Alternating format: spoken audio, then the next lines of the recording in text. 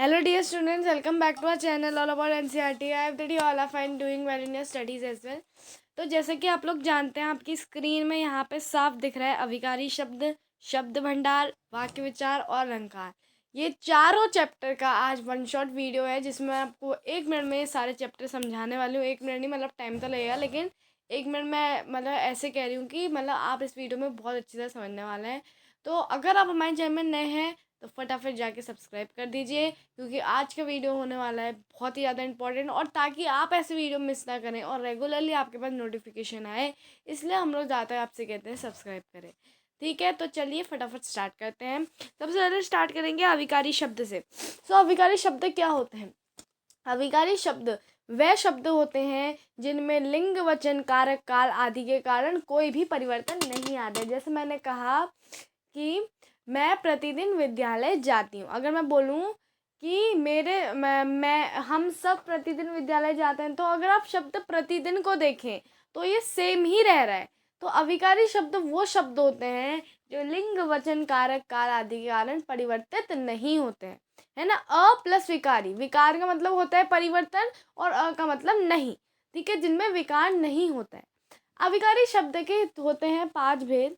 पहला भेद है क्रिया विशेषण। क्रिया विशेषण क्या होता है? क्रिया की विशेषता बताने वाले शब्दों को क्रिया विशेषण कहते हैं। ठीक है, जैसे मैंने बोला कि मैं प्रतिदिन विद्यालय जाती हूँ, तो अब मैं प्रतिदिन विद्यालय जाती हूँ, जाती हूँ क्रिया है, लेकिन कब कब जाती हूँ? प्रतिदिन जाती हूँ, है ना। अगर मैंने बोला कि मैं बहुत हंसती हूँ, तो यहाँ पे हंसती हूँ क्रिया है, लेकिन कितना हंसती हूँ, क्या विशेषता बताई गई है? कि बहुत हंसती हूँ। तो क्रिया की विशेषता बताने वाले शब्दों को क्रिया विशेषण कहते हैं। अब क्रिया विशेषण के 4 भेद आ जाते हैं। कौन कौन से? कालवाचक क्रिया विशेषण, स्थानवाचक क्रिया विशेषण, परिमाणवाचक क्रिया विशेषण और रीतिवाचक क्रिया विशेषण। एक एक करके देखते हैं। स्थानवाचक क्रिया विशेषण कैसा होता है? कालवाचक क्रिया विशेषण। कालवाचक क्रिया विशेषण में क्या होता है? क्रिया के होने के समय का बोध होता है। जैसे मैंने बोला कि मैं प्रतिदिन विद्यालय जाती हूँ, मैं रोज पढ़ाई करती हूँ, तो यहाँ इस वाले में क्या होता है? यहाँ पे हमें जब हम कब से क्वेश्चन पूछें तो हमें आंसर मिलता है। इसमें जैसे मैंने बोला मैं प्रतिदिन विद्यालय जाती हूँ क्रिया है, लेकिन कब कब विद्यालय जाती हूँ? प्रतिदिन जाती हूँ, है ना। तो यहाँ पे कब शब्द से पूछने पर उत्तर प्राप्त हो रहा है, अर्थात यहाँ पे क्या है? कालवाचक क्रिया विशेषण है। कालवाचक क्रिया विशेषण बेसिकली क्रिया के समय का बोध कराते हैं। ठीक है, ये चीज़ तो अभी तक आपको भी क्लियर हो गई होगी। अब आ जाते हैं स्थानवाचक क्रिया विशेषण। स्थानवाचक क्रिया विशेषण इस क्रिया के होने के स्थान का बोध कराने वाले शब्द स्थानवाचक क्रिया विशेषण कहलाते हैं। जैसे मैंने बोला कि चांदनी चारों ओर फैली है। चांदनी फैली है, फैलना जो है उसकी वो क्रिया है, ठीक है, वो क्रिया कर रही है। लेकिन अगर आप बोलो, मैंने बोला चांदनी चारों ओर फैली है, यानी कि चारों ओर कहाँ फैली है? चारों ओर, यानी कि कहाँ शब्द से प्रश्न पूछने पर मुझे उत्तर प्राप्त हो रहा है, अर्थात यहाँ पे क्या है? स्थानवाचक क्रिया विशेषण है।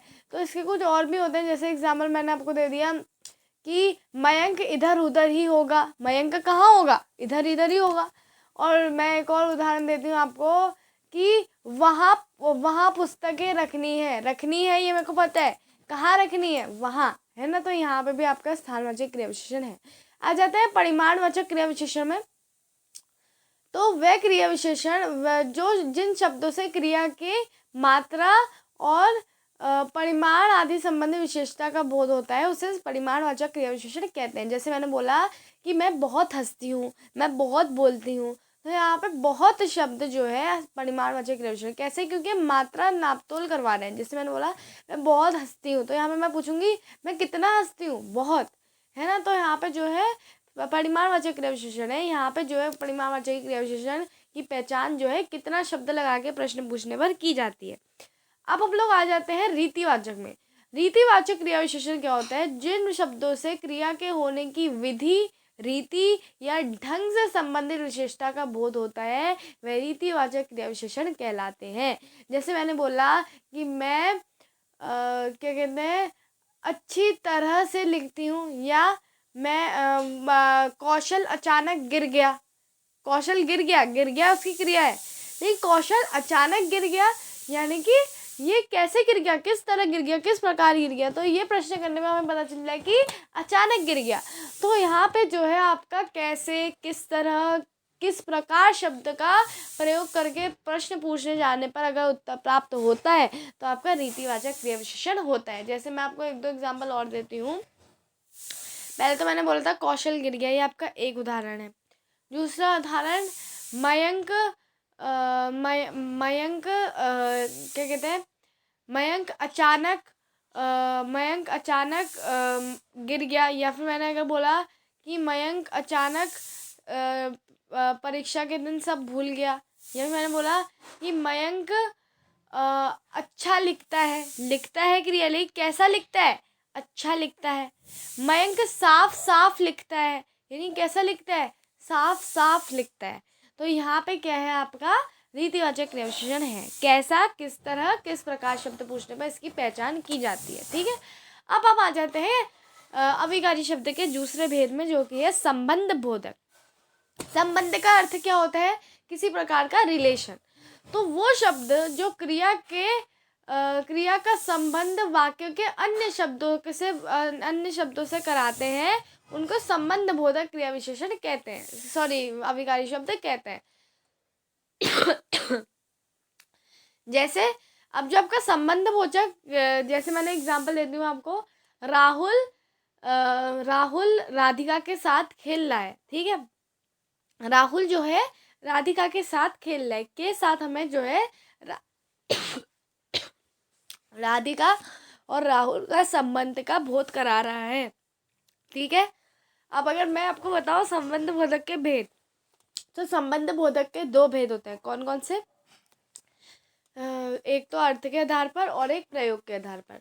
अब अर्थ के आधार पर संबंध बोधक के 10 भेद होते हैं। कौन कौन से होते हैं, कालवाचक होता है, दिशावाचक होता है, संबंधवाचक होता है, समेतवाचक होता है, और सहचरवाचक होता है, विरोध सूचक होता है, और तुलनावाचक होता है, इच्छावाचक होता है, और जो है आपके और भी कई सारे होते हैं, है ना। तो टोटल आपके होते हैं 10 भेद। तो ये इतने भेद नहीं आते डीपर अंदर के, लेकिन जो मेन बात है वो ये है अर्थ के आधार पर, इसमें आपका के साथ लगता है, विभक्ति के साथ जाता है, के पास, के साथ, के तुल्य, के समान, और के संग, के साथ, के विपरीत, के प्रतिकूल आदि। ठीक है, अब देखो आ जाते हैं प्रयोग के आधार पर। प्रयोग के आधार पर आपके 2 भेद माने गए हैं। वैसे तो 3 होते हैं, लेकिन 3 मैं आपको नहीं बताऊंगी, मैं आपको 2 बताती हूँ। एक तो होते हैं विभक्ति के साथ आने वाले, और एक होते हैं विभक्ति के बिना आने वाले। जैसे विभक्ति के साथ आपका, जैसे मैंने बोला ना कारक पढ़े होंगे आपने, उसमें कर्ता ने कर्म को संप्रदान के लिए ऐसे ही करके आपका पूरा उसका एक फॉर्मेट बना है। तो ये सारे जब विभक्ति चिन्ह आते हैं, ने, को, के लिए, से, मैं, पर वगैरह वगैरह, जितने भी कारक चिन्ह हैं जब वो आते हैं आपके विभक्ति में, तो अगर आपका शब्द विभक्ति के साथ अगर आपका हो रहा है, तो आपका होता है प्रयोग के आधार पर।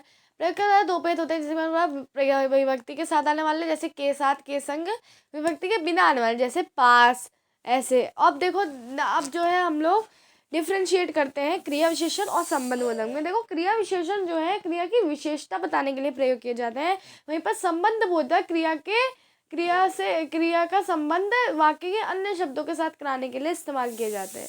ठीक है, अब जो है हम लोग आगे बढ़ते हैं।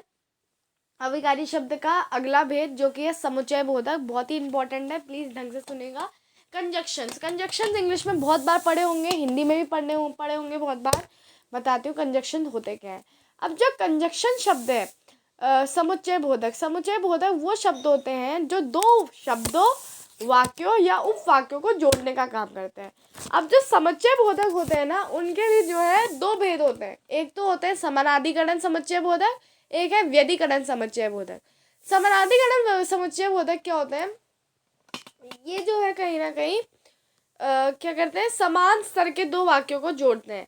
ठीक है, समान स्तर के जो 2 वाक्यों का, मेरा कहने का मतलब ये है कि दोनों इंडिपेंडेंट वाक्य होते हैं, दोनों एक दूसरे पर निर्भर नहीं करते हैं, है ना। वो एकदम अगर हम उन्हें अकेला रखें तो तब भी उनका पूर्ण अर्थ निकलेगा।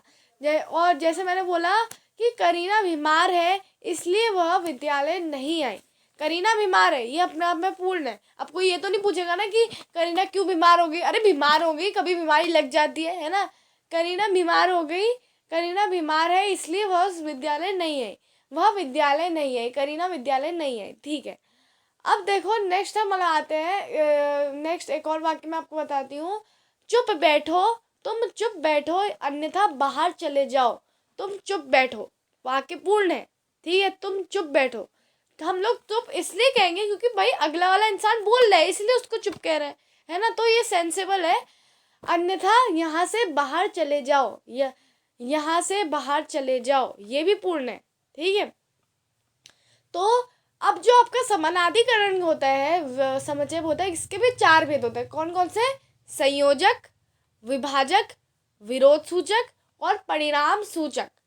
तो अब देखो सबसे पहले मैं बताती हूँ संयोजक। अब संयोजक क्या होता है डियर स्टूडेंट? संयोजक जो है मैं आपको बता, जैसे और, तथा, एव, एवं ऐसे कर जो जोड़ते हैं इनको हम लोग संयोजक कहते हैं। जैसे मैंने बोला राहुल और मयंक खेल रहे हैं, अगर मैंने बोला ये कि मयंक के पिता डॉक्टर हैं तथा राहुल के पिता वकील हैं, ठीक है। यहाँ समान संख्या वाक्य जोड़ने जा रहे हैं, है ना। उसके बाद अब मैं आती हूँ विभाजक में। विभाजक जैसे अन्यथा, या फिर अगर मैं बोलूँ अन्यथा, या और वह, मतलब बहुत सारे होते हैं। जैसे मैंने बोला कि तुम चुप बैठो अन्यथा बाहर चले जाओ, ठीक है, या तो चुप बैठो या बाहर चले जाओ, है ना। तुम्हारा जाना ना जाना, तुम्हारा जाना या ना जाना तुम पर ही निर्भर है, तो ये आपके हो जाते हैं विभाजक। अब मैं आती हूँ विरोध सूचक में, जो किसी प्रकार का विरोध प्रकट करते हैं। जैसे मैंने बोला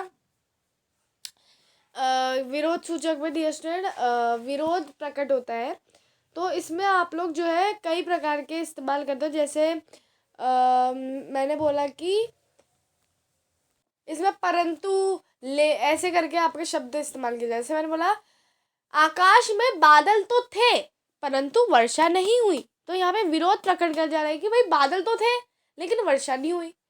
तो अब मैं आती हूँ परिणाम सूचक में। परिणाम सूचक किसी का, मतलब परिणाम का मतलब क्या होता है? नतीजा, है ना।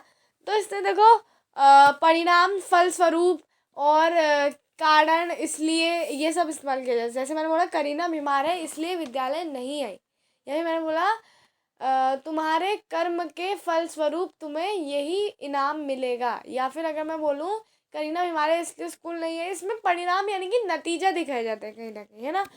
अब हम आ जाते हैं व्यधिकरण समुच्चय बोधक। व्यधिकरण समुच्चय बोधक में क्या होता है? समुच्चय बोधक एक प्रधान वाक्य और आश्रित वाक्यों को जोड़ते हैं, यानी कि एक वाक्य तो आपका इंडिपेंडेंट है पर दूसरा वाक्य उस पर निर्भर कर रहा है, ठीक है। जैसे मैंने बोला जैसे डियर स्टूडेंट मैं एक वाक्य आपको बताती हूँ कि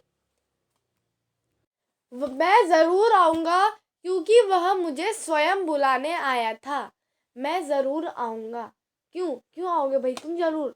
क्योंकि वह मुझे स्वयं बुलाने आया था, इसलिए। अब मैं आती हूँ नेक्स्ट में। तो देखो अब जो व्यधिकरण होते हैं उसके भी कितने भेद होते हैं? 4 भेद होते हैं। कौन कौन से? कारण सूचक, संकेत सूचक, उद्देश्य सूचक और स्वरूप सूचक, ठीक है। अब अगर मैं सबसे पहले बात करूँ कारण सूचक, किसी का कारण देना। जैसे मैंने बोला कि मैं ज़रूर आऊँगा क्योंकि वह मुझे स्वयं बुलाने आया था, मैंने कारण दिया क्यों मैं ज़रूर आऊँगा, है ना। दूसरा एक और मैं आपको बता सकती हूँ, वह आज इसलिए नहीं आई क्योंकि वह बहुत बीमार थी। वह क्यों नहीं आई? क्योंकि वह बहुत बीमार थी। अब मैं आती हूँ संकेत सूचक में। संकेत सूचक क्या होता है? किसी को संकेत करना। जैसे यदि तुम वहाँ होती तो अवश्य मैं उससे बात करती, ठीक है। यदि तो, वो तो ऐसा ही है, मतलब अगर मैंने बोला कि यद्यपि वह धनी है तथापि वह कंजूस है, ठीक है। तो यहाँ संकेत मिल रहा है। उद्देश्य सूचक में किसी उद्देश्य को पूर्ण करना चाहते हैं। जैसे मैंने बोला कि शांत रहो ताकि मयंक ध्यान पूर्वक पढ़ सके, ताकि यहाँ पे उद्देश्य हमारा क्या है? मयंक को ध्यान पूर्वक पढ़ाना, तो यहाँ पे जो है आपका उद्देश्य सूचक है। एक और मैं आती हूँ, एक और है आपका मैंने जैसे ही बताया था स्वरूप सूचक। तो इसमें जैसे मानो ऐसे शब्दों का इस्तेमाल किया जाए। जैसे मैंने बोला कि तुम हंस रहे हो, तुम मुस्कुरा रहे हो, यानी अब नाराज नहीं हो। ठीक है, तो इस बच्चे की आवाज़ ऐसी है मानो चिड़िया चहक रही हो। ठीक है, तो अब मैं आती हूँ अभिकारी शब्द के एक और भेद में, जो कि चौथा भेद विस्मयादि बोधक। अब विस्मयादि बोधक शब्द क्या होते हैं? विस्मयादि बोधक शब्द मन के भावों को प्रकट करते हैं। जैसे विस्मय, हर्ष, शोक, घृणा आदि के भावों को प्रकट करने वाले शब्दों को विस्मयादि बोधक शब्द कहते हैं। अब जो विस्मयादि बोधक शब्द होते हैं, इनका अपने आप में तो कोई अर्थ नहीं होता, लेकिन ये अनायासी मुंह से निकल जाते हैं जब हम लोग बहुत एक्साइटमेंट में होते हैं या फिर हम बहुत दुखी होते हैं ना, निकल जाते हैं। अब जो विस्मयादि बोधक है, इसके भी बहुत भेद हैं। कितने भेद हैं? 10 भेद हैं। मैं आपको बताती हूँ कौन कौन से हैं। पहला आता है आपका विधानवाचक। विधानवाचक नहीं आएगा, सॉरी, आपका पहला आएगा विस्मयादि वाचक। ठीक है, विस्मयादि वाचक में क्या होता है? विस्मयादि बोधक में इसमें जो है आपका जैसे मैंने बोला, अरे आश्चर्यजनक, ठीक है, अरे, अरे, क्या, ऐसे ऐसे शब्दों का इस्तेमाल करें। क्या तुमने नहीं सुना? अरे तुम वहाँ क्यों चले गए? है ना, तो ऐसा होता है। अब देखिए हर्षबोधक क्या होता है। हर्षबोधक में आपका हर्ष प्रकट किया जाता है। जैसे मैंने बोला, तुम मैंने बोला वाह कितना सुंदर बच्चा है, और मैंने बोला कि अरे वाह कितना स्वाद है इस खाने में, है ना। तो यहाँ पे जो है हर्षबोधक शब्द हुआ। अब मैं आपको बताती हूँ नेक्स्ट नेक्स्ट कौन से आपका नेक्स्ट आ जाता है आपका क्या कहते हैं, घृणा बोधक। जैसे मैंने बोला छी, दिख, छी, यहाँ तो कीचड़ है ना, तो यहाँ पे जो है मैंने घृणा बोधक शब्द का प्रयोग कर लिया। ऐसे ही अब नेक्स्ट आता है आपका इच्छा बोधक। दीपा मैंने बोला कि सदा सुखी रहो, या फिर मैंने नहीं नहीं, ये तो आशीर्वाद सूचक हो गया। इच्छा सूचक यानी कि मैं कामना करती हूँ कि आप हमेशा खुश रहो, है ना, ऐसे ऐसे करके आपका इच्छा सूचक होता है। अब मैं आपको नेक्स्ट बताती हूँ। नेक्स्ट आता है आपका चेतावनी बोधक। चेतावनी बोधक में जैसे मैंने बोला सावधान, आगे बाघ है ना। भय बोधक में आते हैं। भय बोधक में अरे बाप रे, है ना, बाप रे, यह सांप, बाप रे, यह सांप तो बहुत खतरनाक है। अगर अब मैंने नेक्स्ट बोला शोक बोधक। शोक बोधक में ओहो, यह तो बहुत गहरी चोट है ना। उसका फिर मैं नेक्स्ट आता है आपका आशीर्वाद सूचक। जैसे मैंने बोला सौभाग्यवती भव, दीर्घायु हो, है ना, तो ये सब आपका आशीर्वाद सूचक में, आशीर्वाद बोधक में आया।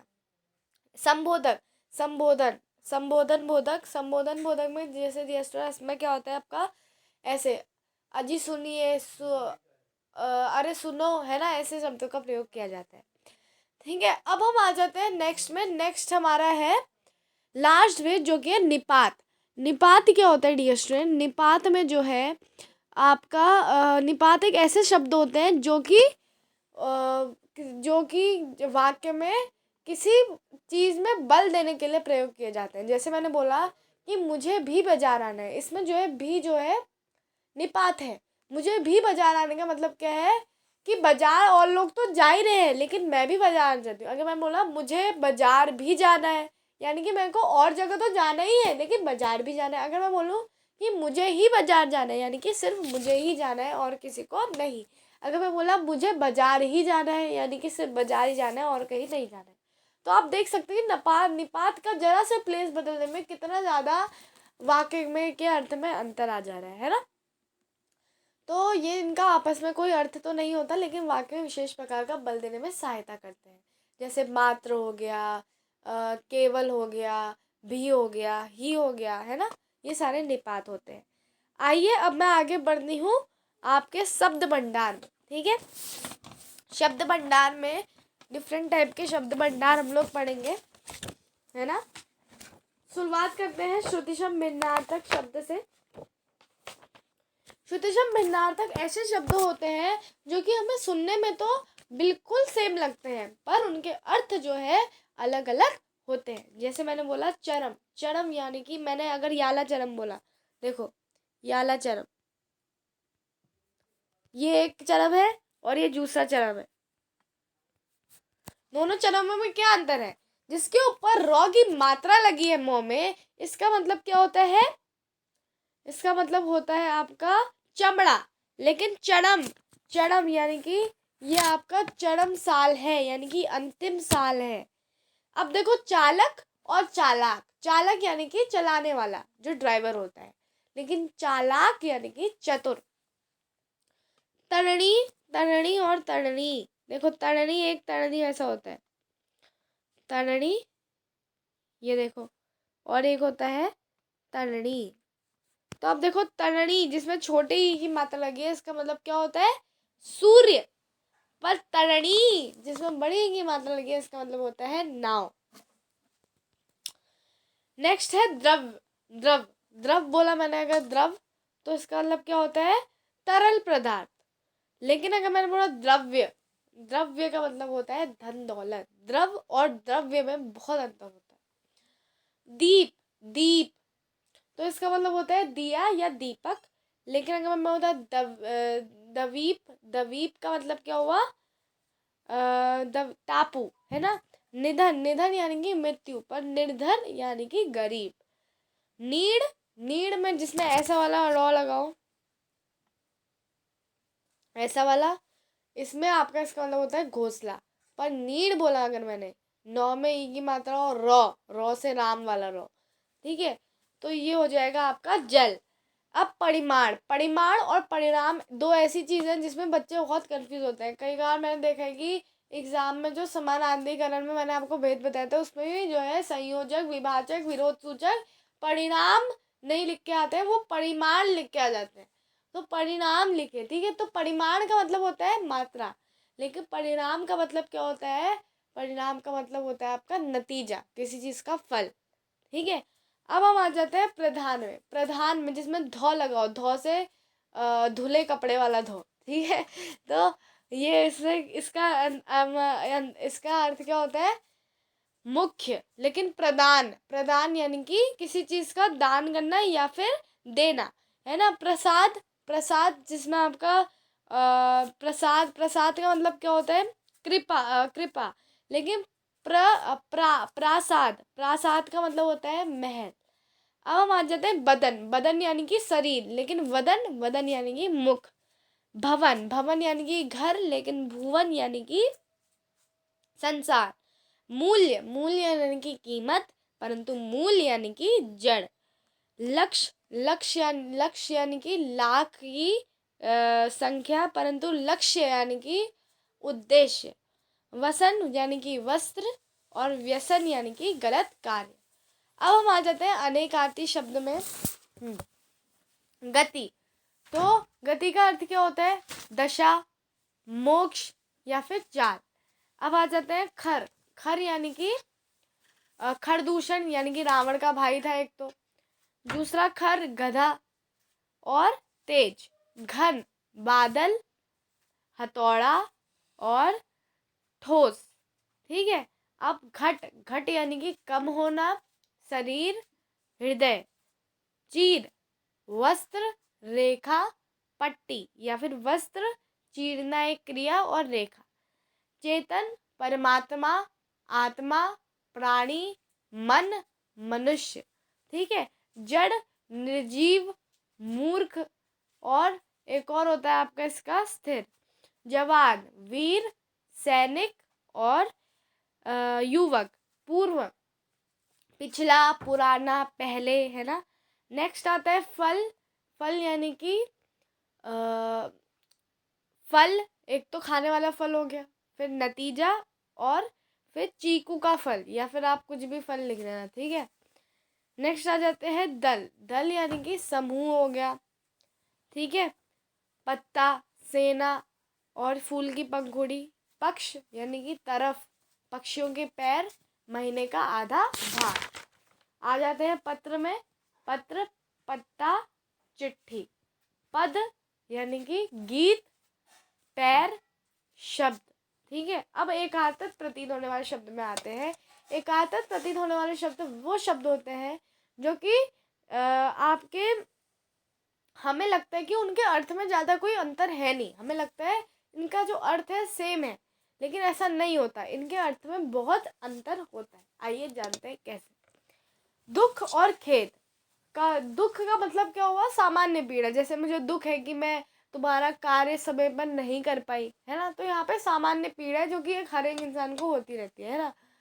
खेद का मतलब क्या हुआ, आत्मग्लानि, यानी कि अपनी गलती पर पछतावा होना या अपनी गलती पर दुख होना। जैसे मुझे दुख है कि क्या दुख है कि मुझे खेद है कि अगर मैंने पहले ऐसा काम कर लिया होता तो आज मेरे को ये काम नहीं करना पड़ता। अब आ जाते हैं हम लोग नेक्स्ट में, मृत्यु। मृत्यु यानी कि सामान्य मौत, है ना, साधारण मौत।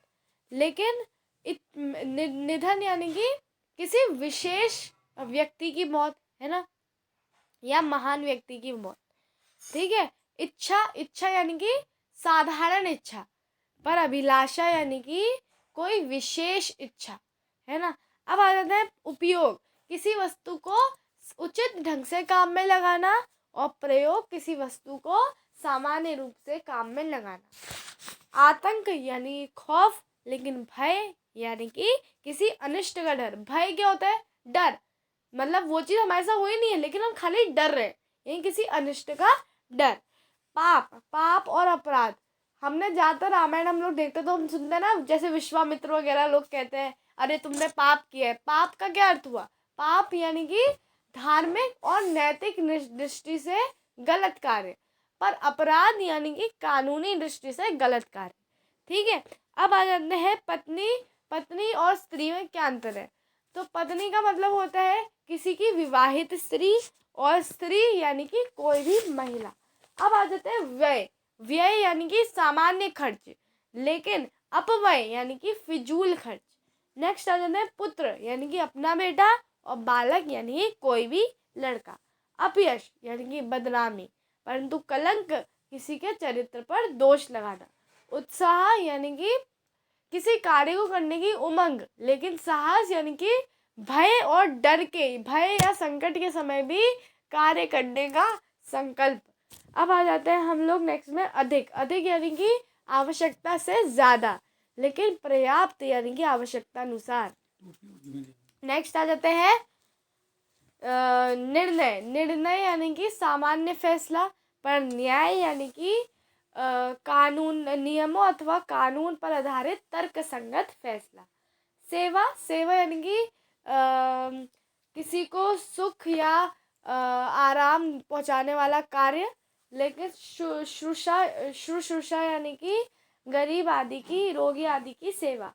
एंड नेक्स्ट आ जाता है शंका। शंका यानी कि संदेह या शक, लेकिन आशंका यानी कि खतरे की संभावना। दुख यानी कि सामान्य पीड़ा, परंतु कष्ट यानी कि किसी के अनुचित व्यवहार के कारण उत्पन्न भाव।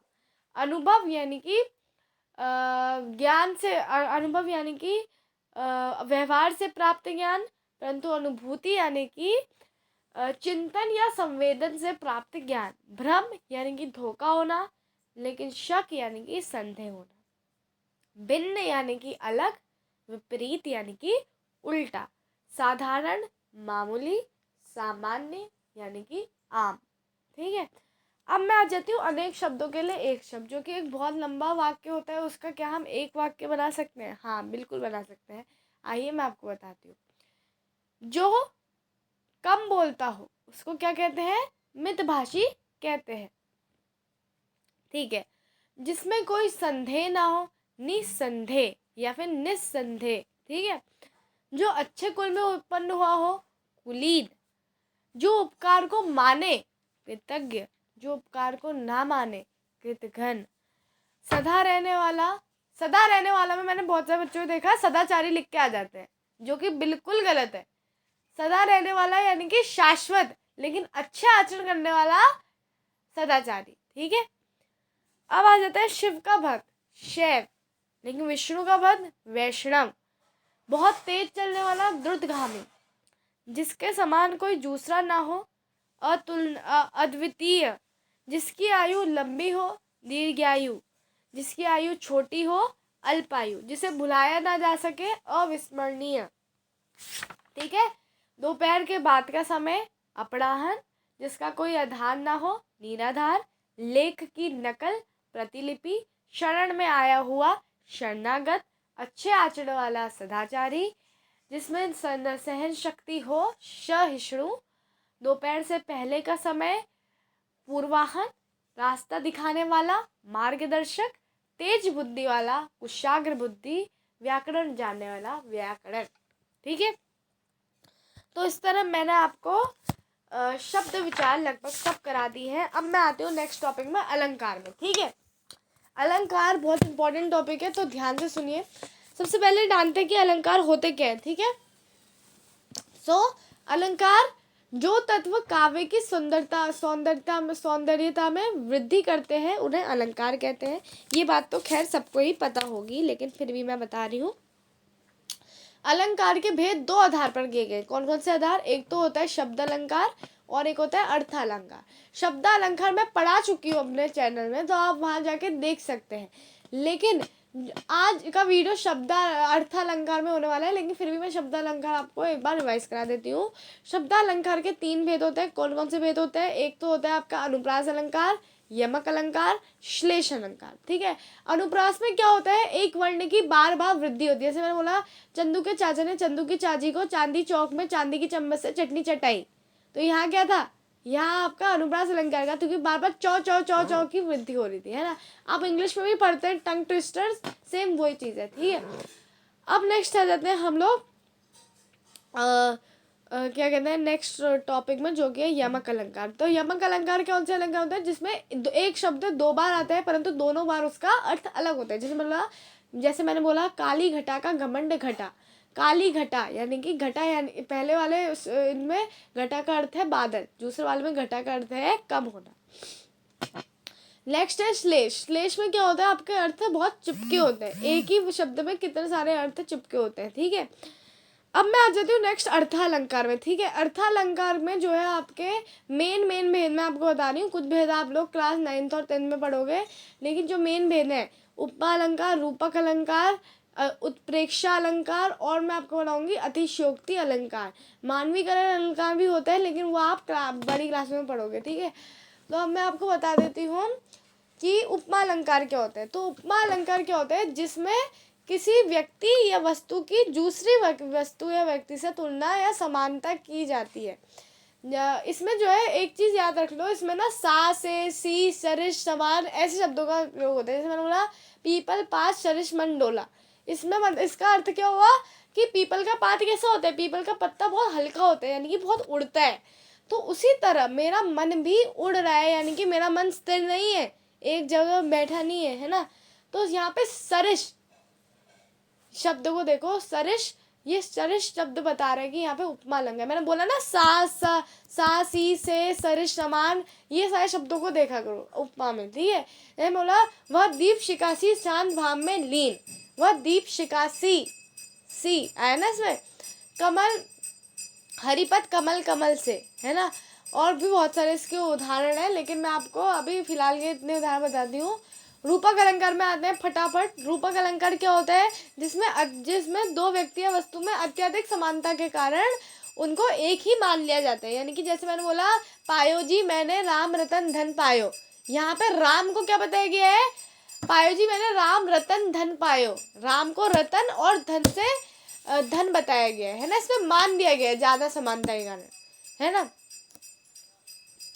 और भी इसके बहुत सारे उदाहरण हैं। ठीक है स्टूडेंट, अब मैं आ जाती हूँ रूपक अलंकार की जो मेन चीज वो होती है, इसमें आपकी वोकैबुलरी होनी चाहिए। तभी तो मैंने बोला ना अर्थ अलंकार में भेद है, क्योंकि इसमें अगर आपकी वोकैबुलरी स्ट्रांग है तो आप लोग रूपक अलंकार फट से पहचान जाओगे, क्योंकि इसमें ज्यादा पर्यायवाची शब्दों का प्रयोग किया जाता है। जैसे मैं बता रही हूँ ना कि पायो जी मैंने राम रतन धन पायो, राम रतन धन पायो, इसमें रतन शब्द, धन, यानी कि अलग अलग प्रकार से प्रयोग किए जाते हैं, है ना।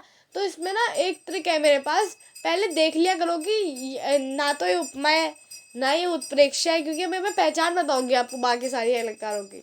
तो रूपक पहचानना आपके बाएं हाथ का खेल हो जाएगा। अब मैं आ जाती हूँ उत्प्रेक्षा अलंकार में। ठीक है, अब देखो उत्प्रेक्षा अलंकार वो अलंकार होता है जिसमें जो है आपकी समानता जो है होती है बहुत, और जिस आप लोग जो है 2 वस्तुओं में समानता करते हो और फिर उसमें कल्पना करने लग जाते हो। ठीक है, तो जैसे मैंने बोला कि वह बच्चे की आवाज़ ऐसी है मानो चिड़िया चहक रही हो, मतलब मैंने बच्चे की आवाज़ की कल्पना किससे की गई है? चिड़िया की चहकने वाली आवाज़ से की गई है। है ना। तो इसमें उत्प्रेक्षा अलंकार की जो मेन पहचान होती है वो यही होती है, इसमें ज्यों, मानो, मनु, जनु, जनहु, मनहु ऐसे शब्दों का इस्तेमाल किया जाता है ना। जैसे मैंने आपको एक वाक्य बता भी दिया।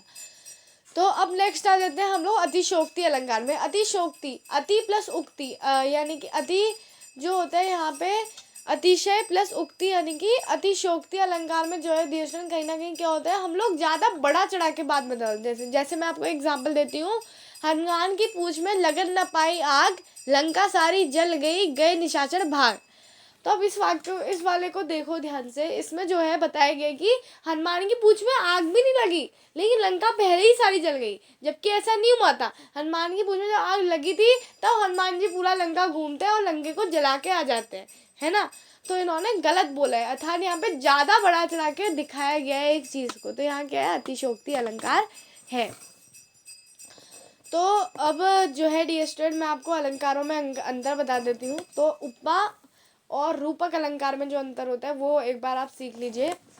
उपमा अलंकार में क्या होता है, तुलना या फिर समानता की जाती है। तुलना की जाती है, जैसे कि सी से, ऐसा आपको बताया गया है ना। जैसे मैं बोला वह जिंदगी क्या जो पानी सी बहे, है ना। तो पानी सी सौ जो है यहाँ पे सी आपको बता रहे कि तुलना की जा रही है किससे, जिंदगी पानी से तुलना की जा रही है ना। तो यहाँ पे क्या है, उपमा अलंकार है। अब देखो रूपक अलंकार क्या होता है, जिसमें जो है आपका अत्यधिक समानता के कारण एक ही मान लिया जाता है। जैसे मैंने बताया था आपको वाक्य कि पायो जी मैंने राम रतन धन पायो, इसमें क्या हुआ, इसमें आपका राम को ही रतन और धन मान लिया गया है, अर्थात यह क्या है, रूपक अलंकार है। अत्यधिक समानता के कारण एक ही मान लिया जाता है, ठीक है। तो यहाँ पे मैंने अलंकार टॉपिक भी आपका पूरा कर दिया। अब लास्ट टॉपिक बचता है वाक्य विचार। ध्यान से सुनिए, वाक्य क्या होता है, हम लोग हर चीज़ समझने वाले हैं। पदबंध भी इसमें मैं आपको समझाऊंगी, तो बहुत ही इंपॉर्टेंट होने वाला है, तो प्लीज़ ध्यान से इसको सुनिए। सबसे पहले वाक्य बनते कैसे हैं, वाक्य बनते हैं शब्दों से, ठीक है। शब्दों का सार्थक समूह वाक्य कहलाता है ना। जब शब्द वाक्य में प्रयोग किया जाता है तब वह क्या कहलाता है, पद कहलाते हैं, है ना। सबसे वाक्य की डेफिनेशन क्या हुई, शब्दों का सार्थक समूह वाक्य कहलाता है। और वाक्य हमारे भावों और विचारों को व्यक्त करने में सक्षम होते हैं या फिर हमारी सहायता करते हैं, ठीक है। अब जो वाक्य होते हैं उनकी कुछ विशेष बातें मैं आपको बता देती हूँ। वाक्य जो होते हैं वो अपने आप पर पूर्ण होने चाहिए, उनमें किसी भी चीज़ की कमी महसूस नहीं होनी चाहिए। जैसे मैंने बोला कि चला गया, इस वाक्य में मेरे को महसूस हो रहा है, मैं अगर मैं किसी इंसान से बोलूँगी कि चला गया, तो दूसरा इंसान में बिल्कुल 100% चांस है वो बोले कि कौन चला गया, है ना, क्योंकि हम लोग तो फट से क्वेश्चन पूछते हैं। तो वाक्य अपने आप पर पूर्ण होना चाहिए। जैसे मैंने बोला राहुल विद्यालय चला गया, इसमें कोई वाक्य की कमी नहीं है, क्योंकि मैंने किसी को बोला राहुल विद्यालय चला गया, ठीक है। तो यहाँ पे कोई ये नहीं पूछेगा कि कौन चला गया, क्योंकि मैंने बताया ये सारी इन्फॉर्मेशन, है ना। अब नेक्स्ट आता है कि वाक्य में आपका सार्थक शब्दों का ही ज़्यादातर प्रयोग होता है, परंतु कभी कभी क्या होता है, ज़्यादा वाक्य को दिखाने के लिए, मतलब अच्छी तरह एक्सप्रेस करने के लिए हम लोग कभी भी निरर्थक शब्दों का भी प्रयोग कर लेते हैं। जैसे मैंने बोला तुम जल्दी आओ और खाना वाना खा लो, है ना। खाना तो सही है, लेकिन वाना क्या है, वाना निरर्थक शब्द है। कभी पानी वानी भी पी लिया करो, है ना। पानी वानी क्या है, कुछ नहीं है, लेकिन पानी सही है ना। कभी कभी निरर्थक शब्दों का भी प्रयोग किया जाता है, ठीक है। वाक्य आपका लिंग कारक और इनके बिल्कुल मेल से होने चाहिए, ठीक है। जैसे मैं आपको एक वाक्य बताती हूँ जिसमें आप लोग देखोगे कि तुम क्या लाया है, इस शब्दों से, इस वाक्य से आपको समझ में आया तुम क्या लाया है, नहीं, तुम क्या लाए हो। तो अब वाक्य बिल्कुल अच्छी तरह से आपका फॉर्मेशन होनी चाहिए, ठीक है। तो ये तो अब आपको समझ में आ गया होगा, ठीक है। अब जो है मैं आ जाती हूँ सीधे पदबंध में। तो पदबंध क्या होता है, कई पदों से बने वाक्यांश जो एक ही पद का काम करते हैं उनको पदबंध कहते हैं। पदबंध जैसे कि मैंने आपको डेफिनेशन बता दी, ठीक है। तो एक और डेफिनेशन आपको बताती हूँ, एक इकाई के रूप में व्याकरणिक कार्य करने वाले एक से अधिक पदों को पदबंध कहते हैं। लेकिन सबसे सिंपल डेफिनेशन मैं बता रही हूँ, कई पदों के योग से बने वाक्यांश जो एक ही पद का काम करते हैं पदबंध कहलाते हैं। पदबंध ज्यादा जल्दी समझ में आएगा जब आप ये वाक्य देखोगे, ठीक है। विभोर विद्यालय जा रहा है, पद होते क्या हैं? सबसे पहले पद होते हैं जब शब्दों का प्रयोग वाक्य में किया जाता है, तब वे पद कहलाते हैं। ठीक है, ये तो सिंपल डेफिनेशन हो गई। अब मैंने बोला विभोर विद्यालय जा रहा है, इसमें विभोर भी क्या है? पद है। विद्यालय भी पद है, हर चीज पद है, लेकिन मैं विभोर को देखती हूँ। ठीक है, विभोर पद है। अब मैंने बोला मेरा छोटा भाई विभोर विद्यालय जा रहा है, विभोर पद है। मेरा छोटा भाई विभोर, मेरा छोटा भाई, ये भी सब पद है ना। लेकिन मेरा छोटा भाई विभोर, ये मेरा छोटा भाई, जो ये तीन पद है ना, ये एक ही पद की ओर इशारा कर रहे हैं। कौन सा पद है वो? विभोर। यानी कि ये पदबंध है ना। क्योंकि यहाँ पे आपको होता है, जैसे मैं बोलूँ पुजारी पुजारी मूर्ति पर माला चढ़ा रहा है, पुजारी मूर्ति पर लाल फूलों की माला चढ़ा रहा है, लाल फूलों की। ये जो तीन चार पद हैं, ये किसकी ओर इशारा कर रहे हैं? माला पे। तो यहाँ पे क्या हुआ? पदबंध। अब पदबंध के कितने भेद होते हैं? पदबंध के 5 भेद होते हैं। कौन कौन से? संज्ञा पदबंध, सर्वनाम पदबंध, विशेषण पदबंध, क्रिया पदबंध, क्रिया विशेषण पदबंध। ठीक है, अब मैं संज्ञा पदबंध बताती हूँ। संज्ञा पदबंध क्या होता है? संज्ञा का काम कार्य करने वाले पदबंध संज्ञा पदबंध कहलाते हैं। जैसे मैंने बोला कि विभोर विद्यालय जा रहा है, मेरा छोटा भाई विभोर विद्यालय जा रहा है, तो यहाँ पे विभोर क्या है? संज्ञा है, तो यहाँ पे संज्ञा पदबंध। मैं आपको एक और बताती हूँ, उधेड़ बुन में पड़े लाला जी गिर गए या फिर जमीन पर ही बैठ गए। तो यहाँ पे उधेड़ बुन में पड़े लाला जी, उधेड़ बुन क्या है? संज्ञा ही है, और लाला जी क्या है? संज्ञा ही है, यानी कि यहाँ संज्ञा पदबंध है। अब मैं आती हूँ नेक्स्ट पदबंध में, जो कि है आपका सर्वनाम पदबंध। सर्वनाम पदबंध, सर्वनाम का कार्य करने वाले पदबंध सर्वनाम पदबंध कहलाते हैं। जैसे मैं बोलूँ कि रात दिन मेहनत करने वाला वह आज, रात दिन मेहनत करने वाला वह सो गया है। रात दिन मेहनत करने वाला, ये जो सब पद हैं, ये वह की ओर इशारा कर रहे हैं। वह क्या है? सर्वनाम है, सर्वनाम पदबंध। ऐसे ही आ जाते हैं क्रिया पदबंध में। क्रिया पदबंध क्या होते हैं? क्रिया विशेषण पदबंध, विशेषण का कार्य करने वाले पदबंध पद विशेषण पदबंध कहलाते हैं। ठीक है, तो जैसे मैंने बोला कि सबसे सुंदर दिखने वाली अध्यापिका आज नहीं आई, दिखने वाली अध्यापिका, तो ये क्या हुआ? यहाँ पे विशेषण पद बना। एक और मैं आपको बताती हूँ, जरा जरा सी बात पर नाराज होने वाले बच्चों से कोई बात नहीं करता है। जरा जरा सी बात पर नाराज होने वाले वाले, देख रहे हो यहाँ पे क्या है? यहाँ पे विशेषण पद बनी, विशेषण बताया, विशेषता बताई जा रही है बच्चों की। किसमें? जरा जरा सी बात से नाराज होने वाले, है ना।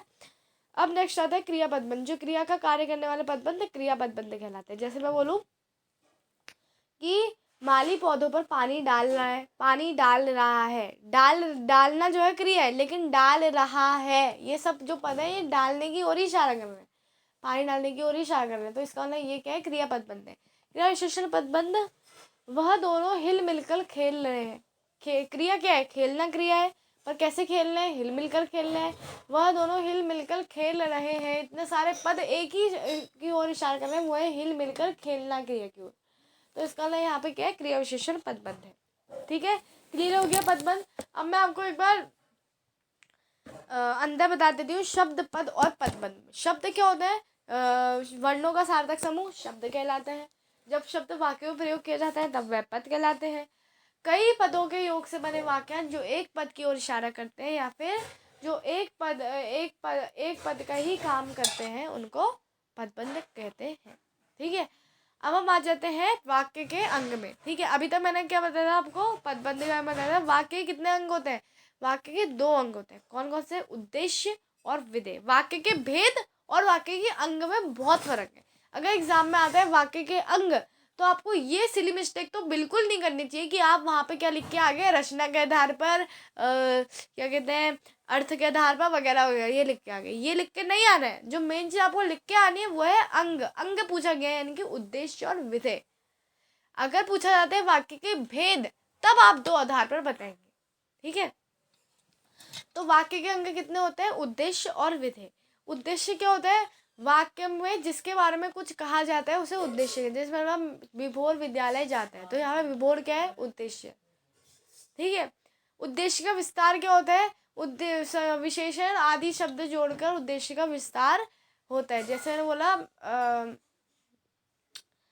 अच्छा बच्चा विभोर विद्यालय जा रहा है ना। अब अच्छा बच्चा यहाँ पे क्या है? उसका विस्तार है। ठीक है, नेक्स्ट आ जाता है विधेय में। उद्देश्य के बारे में जो कुछ कहा जाए वह विधेय कहलाता है। जैसे मैं विभोर विद्यालय जा रहा है, विभोर तो उद्देश्य था, विद्यालय जा रहा है, ये क्या है, उसका विधेय है। अब अगर मैं बोलूं विभोर अपने विद्यालय जा रहा है, या मैं बोलूं अपने विद्यालय जा रहा है, जाना क्या है, विभोर की क्रिया है, लेकिन विद्यालय अपने, ये क्या है, आपका विस्तार है विधेय का। ठीक है, अब देखो मैं आ जाती हूँ वाक्य के भेद में। वाक्य के कितने भेद होते हैं, दो आधार पर भेद किए गए हैं, एक तो है रचना के आधार पर और एक है अर्थ के आधार पर। ठीक है, रचना के आधार पर वाक्य के कितने भेद हैं, रचना के आधार पर वाक्य के 3 भेद होते हैं। कौन कौन से, सरल वाक्य, संयुक्त वाक्य और मिश्र वाक्य। आपने इंग्लिश में पढ़ा होगा सिंपल सेंटेंस, कॉम्प्लेक्स सेंटेंस और कॉम्पाउंड सेंटेंस। सिंपल चीज़ वही सेम चीज़ है। ठीक है, सिंपल सेंटेंस मतलब सॉरी सरल वाक्य में क्या होता है, सरल वाक्य में जो है आपका नॉर्मल सेंटेंस है जिसमें एक से ज़्यादा विधेय हो सकता है, उद्देश्य हो सकता है, पर एक ही विधेय होता है। जैसे बोला माली पौधों को पानी दे रहा है। ठीक है, माली पौधों को पानी दे रहा है, इसमें आपका माली उद्देश्य है, पौधों को पानी दे रहा है उसका विधेय है ना। तो बिल्कुल सामान्य सेंटेंस है, इसमें कुछ योजकों का ज़्यादा रोल नहीं होता। अब मैं देखती हूँ संयुक्त वाक्य। संयुक्त वाक्य कौन से वाक्य होते हैं, वो वाक्य जो जो मतलब दो समान स्तर के सरल वाक्यों को जोड़ते हैं योजकों द्वारा। ठीक है, जैसे मैंने बोला कि क्या कहते हैं, मैं एक वाक्य आपको बताती हूँ, बादल गरजे और वर्षा हो गई। बादल गरजे एक वाक्य पूर्ण है, बादल गरजे। अगर मैं किसी बोलूँ बादल गरजे, तो क्यों गरजे तो कोई पूछेगा नहीं क्योंकि हमें पता है कि बादल बनते हैं, है ना। और बाद में बोला बादल गरजे, ठीक है, वही वाक्य पूर्ण है। और वर्षा हो गई, है ना, बादल गरजे और वर्षा हो गई। वर्षा हो गई बोलूँगी, किसी ने आपको ये तो नहीं बोला वर्षा क्यों हुई, है ना। तो बस, तो ये मैं आपको समझाना चाह रही हूँ कि इसमें दो सरल समान स्तर के सरल वाक्य होते हैं, कोई भी एक दूसरे पर निर्भर नहीं करता, दोनों अगर हम अकेले भी रखें तब भी पूरा अर्थ देते हैं। ठीक है, अब मैं आ जाती हूँ मिश्र वाक्य में। मिश्र वाक्य में क्या होता है, एक वाक्य प्रधान होता है और दूसरा वाक्य उस पर आश्रित करता है। ये भी योजकों द्वारा जुड़े होते हैं, पर अंतर क्या है, एक वाक्य दूसरे वाक्य पर निर्भर कर रहा है। ठीक है, जैसे मैंने बोला माँ ने कहा था कि बाजार से सब्जी लेके आना। माँ ने कहा था, माँ ने कहा था, अगर मैं किसी के सामने बोलूँगी तो दूसरा इंसान पक्का बोलेगा क्या कहा था, क्या कहा था, है ना। तो हम बोलेंगे कि बाजार से सब्जी लेके आना, है ना। तो ये क्या है आपका मिश्र वाक्य, इसमें एक वाक्य अपूर्ण है दूसरे वाक्य के बिना। एक और मैं वाक्य में आपको बताती हूँ, जैसे ही मैं विद्यालय पहुंची वैसे ही घंटी बज गई। जैसे ही मैं विद्यालय पहुंची क्या क्या हुआ, वैसे ही घंटी बज गई। ठीक है, तो अब नेक्स्ट आता है आपके अर्थ के आधार पर भेद। तो अर्थ के आधार पर आपके वाक्य के 8 भेद आ जाते हैं। कौन कौन से, विधानवाचक में आते हैं सबसे पहले। तो विधानवाचक में क्या होता है, किसी कार्य या काम का पूर्ण होना हमें दिखता है। जैसे मैंने बोला छवि किताब पढ़ रही है, ठीक है, तो ये पूर्ण वाक्य है। निषेधवाचक वाक्य, निषेधवाचक वाक्य में क्या होता है, नेगेटिव होता है कहीं ना कहीं, जिसमें आपका कार्य या काम का पूर्ण होना नहीं होता। जैसे मैंने बोला छवि किताब नहीं पढ़ रही है ना। प्रश्नवाचक वाक्य जिसमें आपका क्वेश्चन मार्क आ जाए, जिसमें प्रश्न पूछे जाए, जैसे क्या छवि किताब पढ़ रही है। नेक्स्ट आ जाता है आज्ञावाचक वाक्य, जिसमें आपको आज्ञा या उपदेश का बोध हो। जैसे मैंने बोला छवि किताब पढ़ो, तो यहाँ पे मैंने छवि को जो है ऑर्डर दिया है ना कि छवि किताब पढ़ो। इंग्लिश में आप इनको कहते हैं इम्पेरेटिव सेंटेंसेस। ठीक है, विस्मयादिवाचक वाक्य, जिसमें आपका हर्ष बोध घृणा आदि का बोध हो। जैसे मैंने बोला कि अरे छवि किताब पढ़ रही है ना, मैं विस्मय को बोले अरे छवि किताब पढ़ रही है ना। नेक्स्ट होता है संदेहवाचक वाक्य, जिसमें हमें संदेह हो। जैसे मैंने बोला शायद छवि किताब पढ़ रही है ना।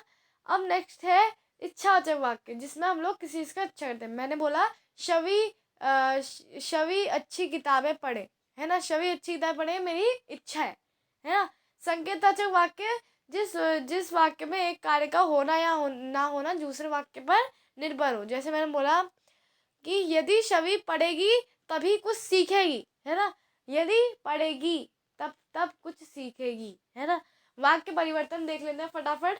सरल वाक्य से संयुक्त वाक्य बनाने के लिए क्या करना होता है आपको, और पर परंतु किंतु आदि आप जोड़ सकते हैं। जैसे मैं आपको बोलूँ माँ के बुलाने पर बच्चे घर की ओर चल पड़े, तो इसको मैं कैसे करूँगी, माँ ने बुलाया और बच्चे घर की ओर चल पड़े। संयुक्त से सरल वाक्य कैसे बनाएंगे, परिचालक ने सीटी बजाई और बस चल पड़ी। परिचालक की सीटी बजाते ही बस चल पड़ी। सरल से मिश्र वाक्य बनाते समय पहले सरल वाक्यों को 2 वाक्यों में तोड़ा जाता है और फिर उन्हें जब तब जहाँ वहाँ ऐसे करके जोड़ दिया जाए। जैसे मैंने बोला सेठ जी से अनुमति लेकर रामदीन घर चला गया। मिश्रवाचक बनाने सरल वाक्य का जैसे ही सेठ जी ने अनुमति दी वैसे ही रामदीन घर चला गया, है ना। नेक्स्ट देखो, नेक्स्ट है आपका मिश्र वाक्यों से सरल वाक्य बनाएंगे। जो परिश्रम करता है उसे सफलता मिलती है। अगर मैं बोलूँ परिश्रम करने वाले को सफलता मिलती है तो ये सरल वाक्य हो गया। अब नेक्स्ट आ जाते हैं हम लोग अर्थ की दृष्टि से वाक्य परिवर्तन, लेकिन इससे पहले संयुक्त से मिश्र और मिश्र से संयुक्त को कन्वर्जन देख लेते हैं। गाड़ी स्टेशन पर रुकी और चाय वालों की आवाजें आने लगी। जैसे ही गाड़ी स्टेशन में रुकी वैसे ही चाय वालों की आवाजें आने लगी। मिश्र से संयुक्त, जब तुम खाना खा लो तब सो जाना, तुम खाना खाओ और सो जाओ। अर्थ की दृष्टि से वाक्य परिवर्तन, जैसे विधानवाचक में मैंने कहा शवी किताब पढ़ रही है, शवी किताब नहीं पढ़ रही है निषेधवाचक। क्या शवी किताब पढ़ रही है प्रश्नवाचक। शवी किताब पढ़ो आज्ञावाचक। अरे शवी किताब पढ़ रही है विस्मयादिवाचक। शायद शवी किताब पढ़ रही है संदेहवाचक। और उसके बाद फिर शवी अच्छी किताबें पढ़े इच्छावाचक। और यदि शवी किताब पढ़ेगी तब कुछ सीखेगी, ये क्या हो गया संकेतवाचक। तो यहाँ पे मैंने आपको ये सारी बता दिया वाक्य अर्थ के आधार पर भी। अब हम आ जाते हैं पदबंध की थोड़ी प्रैक्टिस में। सबसे अच्छी दिखने वाली अध्यापिका आज नहीं आई। यहाँ पे कौन सा पदबंध है, यहाँ पे विशेषण पद है, सबसे अच्छी दिखने वाली, है ना। गुलदस्ता टूटकर टुकड़े टुकड़े हो गया, गुलदस्ता टूटकर टुकड़े टुकड़े हो गया, गुलदस्ता टूटकर टुकड़े टुकड़े हो गया। यहाँ पे आपका क्रिया पदबंध है। मेरे को पता है बहुत सारे बच्चे बोलेंगे अरे यहाँ तो क्रिया विशेषण है। क्रिया विशेषण कैसे है यहाँ पे, टुकड़े टुकड़े हो गया, टुकड़े टुकड़े होना भी तो एक क्रिया ही है ना। ये थोड़ा बताएगी कि पहले मतलब अगर आपका इसमें कुछ विशेषता बताइए तब तो मैं कुछ कहती है ना, टुकड़े टुकड़े हो गया। नेक्स्ट है बच्चे शोर मचाते हुए खेलने। बच्चों का क्रिया क्या है, खेलना, लेकिन कैसे खेलना है, शोर मचाते हुए, यानी कि यहाँ पे क्रिया की विशेषता बताई जा रही है। तो यहाँ क्या है, क्रिया विशेषण पदबंध। मिट्टी से बना हुआ खिलौना बहुत सुंदर है, तो यहाँ क्या है, संज्ञा पदबंध। खिलौना मिट्टी से बना हुआ, है ना, हमेशा सबको हंसाने वाला वह आज खुद दुखी है, तो यहाँ क्या है, वह सर्वनाम पदबंध। ठीक है, तो इस तरह मैंने आपको इसकी भी प्रैक्टिस करा दी है। ठीक है, तो चलिए dear student, thank you so much for watching the video. आपको इसमें मैंने सिर्फ 52 मिनट्स में अविकारी शब्द, अलंकार, शब्द भंडार और वाक्यजात सब करा दिए हैं। तो ये वीडियो आपके लिए बहुत यूज़फुल है, इसे ज़्यादा से ज़्यादा शेयर करें और जो भी नया चैनल फटाफट सब्सक्राइब कर दीजिए।